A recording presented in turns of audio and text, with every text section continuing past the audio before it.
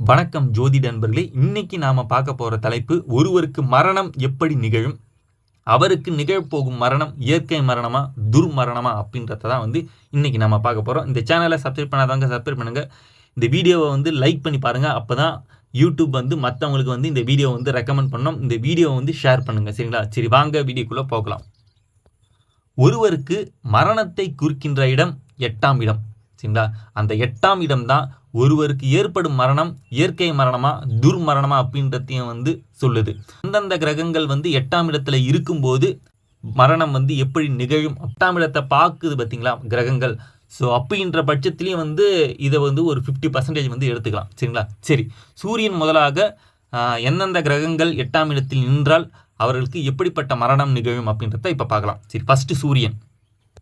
8ல் சூரியன் இருந்து எந்த ஒரு சுபர் பார்வையும் இல்லாத பட்சத்தில் அவருக்கு நெருப்புனால கண்டிப்பாக மரணம் நிகழும். சரிங்களா? அதுவும் இல்லாமல் மத்தியம ஆயுள் தான் கண்டிப்பாக இருக்கும். ஒரு 45-50 வயசுலேயே இறக்கக்கூடிய வாய்ப்புகள் ரொம்பவே அதிகமாக இருக்கும். இல்லைனா அரசாங்கத்தினால ஏதாவது தண்டனை பெற்று சிறை கைதியாக காலத்தை கடத்த வேண்டிய சூழ்நிலைகள் ஏற்படும். சரிங்களா? எந்த ஒரு சுபர் பார்வையும் இல்லாத பட்சத்தில் சூரியன் அங்கே பாபர் வீட்டில் இருந்து பாபத்துவம் பெற பட்சத்தில், அதாவது பார்த்தீங்கன்னா சனி பகவானுடைய வீட்டில் இருக்கிறது, அப்படி இல்லைனா செவ்வாய் வீட்டில் இருந்தால் கூட இந்த மாதிரியான பிரச்சனைகள் ஏற்படுறதுக்கான வாய்ப்புகள் இருக்குது. சரிங்களா? இதில் மேஷம் விதிவிலக்கு. பட் விருச்சிகத்தில் இருந்ததுன்னா இந்த மாதிரியான பிரச்சனைகள் ஏற்படும்.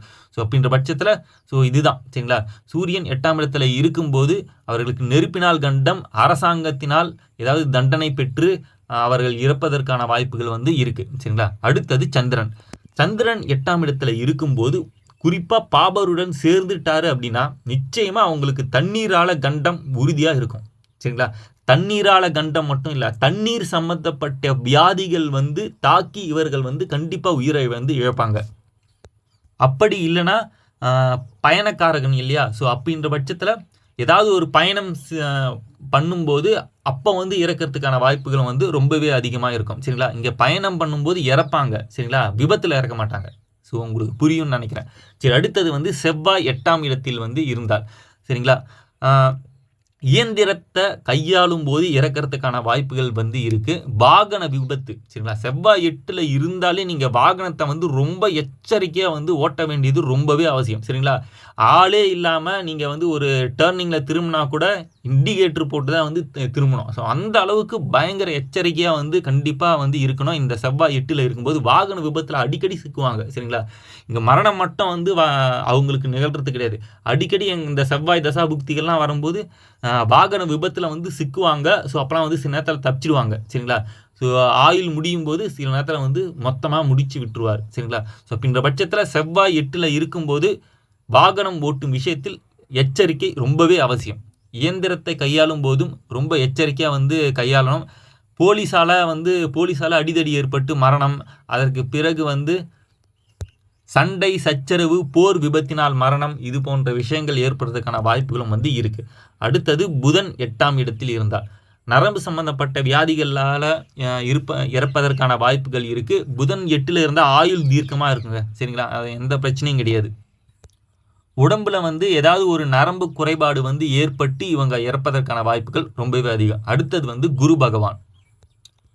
இருதய நோய்களால் கண்டிப்பாக இவங்க இறப்பாங்க. அப்படி இல்லைனா கொலஸ்ட்ரால் பிரச்சனை இறப்பதற்கான வாய்ப்புகள் இருக்குது. ஹார்ட் அட்டாக்ன்றது பார்த்தீங்கன்னா ஒரு நல்ல மரணம் தான் அப்படின்னு சொல்லிடலாம். ஏன் அப்படின்னா பட்டுன்னு உயிரை விட்டுருவாங்க, எந்த பிரச்சனையுமே இருக்காது. சரிங்களா?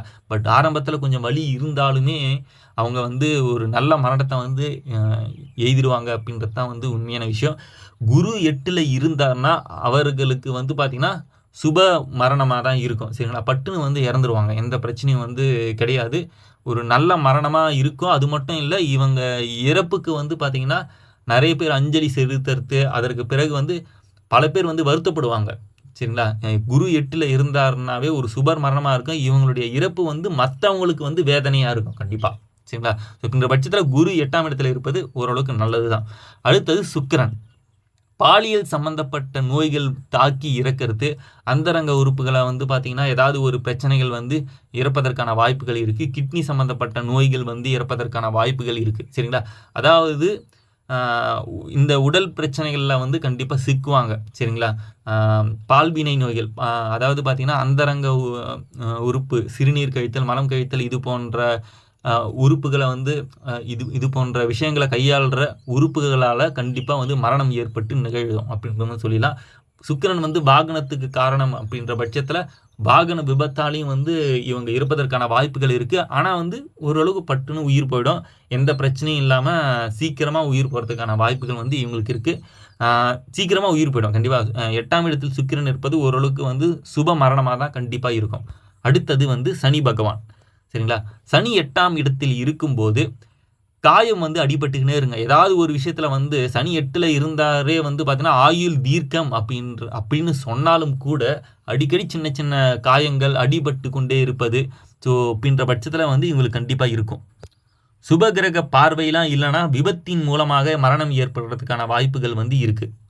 இந்த இடத்துல இருக்கிற சனி பகவான் வந்து வேற ஒரு விஷயத்தையும் வந்து தருவார். அது என்ன அப்படின்னா, மரணத்திற்கு நிகரான துன்பத்தை வந்து இன்னைக்காவது வாழ்நாளில் கொடுத்துருவாருங்க. சரிங்களா? செத்துடலாம் போல இருக்கணும். அந்த மாதிரியான ஒரு மோசமான நிலைமையை வந்து கண்டிப்பாக சனீஸ்வரன் வந்து கண்டிப்பாக 8ஆம் இடத்துல இருக்கும்போது அதை தருவார் அப்படின்னு வந்து சொல்லலாம்.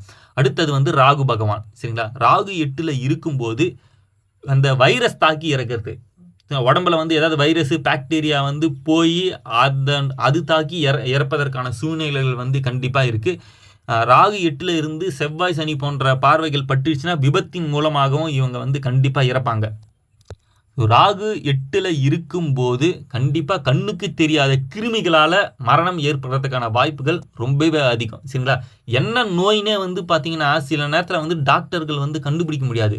ஸோ அப்படி புதுவிதமான நோய்கள் தாக்கி இறப்பவர்கள் வந்து பார்த்தீங்கன்னா ராகு 8ஆம் இடத்துல இருப்பவர்கள்லாம். இது சுபகிரக பார்வை வந்து பட்டுடுச்சுன்னா எந்த ஒரு வலி வேதனையும் இல்லாமல் கண்டிப்பாக வந்து இறந்துருவாங்க. சரி, அடுத்தது வந்து பார்த்தீங்கன்னா கேது 8ஆம் இடத்தில் இருந்தார். விலங்குகளால் கண்டம் ஏற்படும். சரிங்களா? ஏதாவது வந்து இந்த முதலை தாக்கி இறக்கிறது, யானை தாக்கி இறத்தல், ஏதாவது இந்த மாதிரி வந்து விலங்குகள் தாக்கி இறப்பதற்கான வாய்ப்புகள் வந்து இருக்குது. 5 அறிவு கொண்ட ஜீவன்களால் கண்டிப்பாக மரணம் ஏற்படும். சரிங்களா? ஸோ இதையும் வந்து பார்த்துக்குங்க. சரி, இதெல்லாம் விட இன்னொரு விஷயம் வந்து நான் சொல்ல வேண்டியது வந்து இருக்குது.